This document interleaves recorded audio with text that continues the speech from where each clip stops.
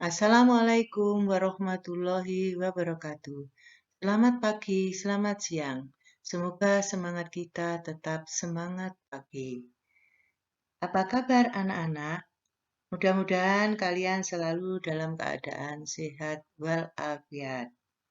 Pada pertemuan kali ini, kita masih melanjutkan materi reaksi redoks dan elektrokimia. Kali ini kita akan membahas sel Volta. Tujuan pembelajaran ini, setelah pembahasan materi sel Volta, diharapkan siswa dapat 1. Menganalisis proses yang terjadi pada sel Volta. 2. Menjelaskan fungsi tiap-tiap bagian dari sel Volta. 3. Menuliskan diagram sel atau notasi sel atau lambang sel Volta. 4. Menghitung potensial sel berdasarkan data potensial reduksi standar. 5. Menentukan suatu reaksi redoks dapat berlangsung spontan atau tidak. 6. Menjelaskan prinsip-prinsip sel Volta yang banyak digunakan dalam kehidupan sehari-hari. Sel Volta termasuk dalam ruang lingkup elektrokimia.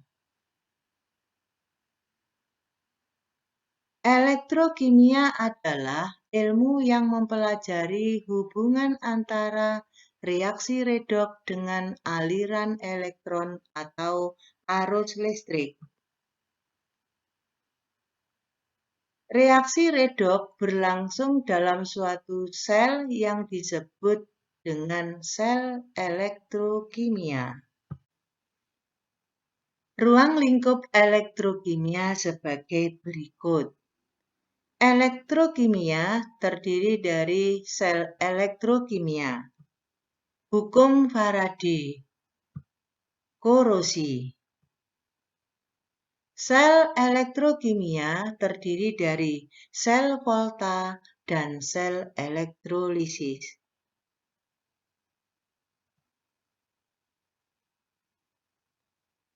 Sel elektrokimia merupakan suatu sistem yang terdiri atas 2 elektrode, yaitu katode dan anode, serta larutan elektrolit. Larutan elektrolit sebagai dalam sel elektrokimia, reaksi redoks akan menghasilkan arus listrik dan sebaliknya arus listrik menghasilkan reaksi redoks.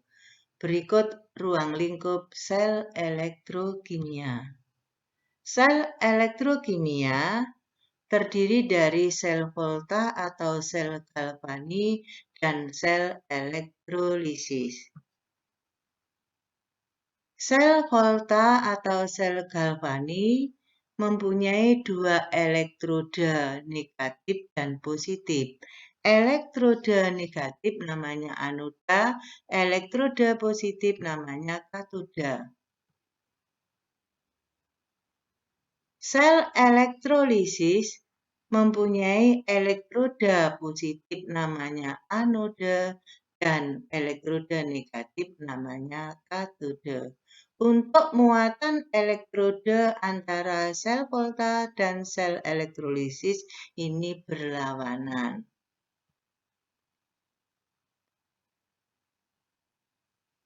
Anoda pada sel Volta terjadi reaksi oksidasi. Katode pada sel Volta terjadi reaksi reduksi. Demikian pula, anode pada sel elektrolisis terjadi reaksi oksidasi dan katode pada sel elektrolisis terjadi reaksi reduksi.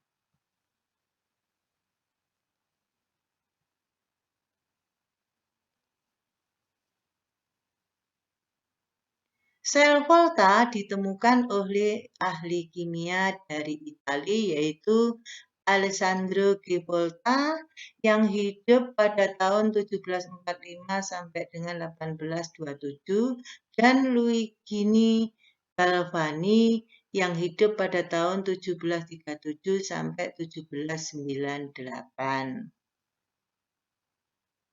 Sel Volta atau sel Galvani adalah sel elektrokimia yang melibatkan reaksi redoks spontan dari anoda ke katoda dan menghasilkan arus listrik. Pada sel ini, energi kimia diubah menjadi energi listrik. Berikut rangkaian sel Volta. Sel Volta terdiri dari anoda yang berupa logam seng bermuatan negatif dan katoda yang berupa logam tembaga bermuatan positif. Kedua elektroda ini masing-masing untuk anoda seng dicelupkan di dalam larutan ZnSO4. Sedangkan untuk katoda tembaga dicelupkan dalam larutan CuSO4. Larutan-larutan ini adalah larutan elektrolit, jadi di dalam larutan terurai menjadi ion-ion. ZnSO4 terionisasi menjadi Zn2+ dan SO4 2-, sedangkan CuSO4 terurai menjadi Cu2+ dan SO4 2-. Nah, kedua elektroda, anoda dan katoda, dihubungkan dengan rangkaian luar berupa kawat penghantar. Kedua larutan ini dihubungkan dengan rangkaian dalam yaitu jembatan garam. Jembatan garam ini berupa pipa U yang terisi oleh garam-garam, misalnya NaCl, NaNO3, atau Na2SO4. Kebetulan untuk rangkaian ini isinya garam Na2SO4 yang dilarutkan di dalam agar-agar. Apabila kedua elektroda ini dihubungkan dengan sumber arus listrik, maka anoda seng Zn ini akan melepaskan elektron.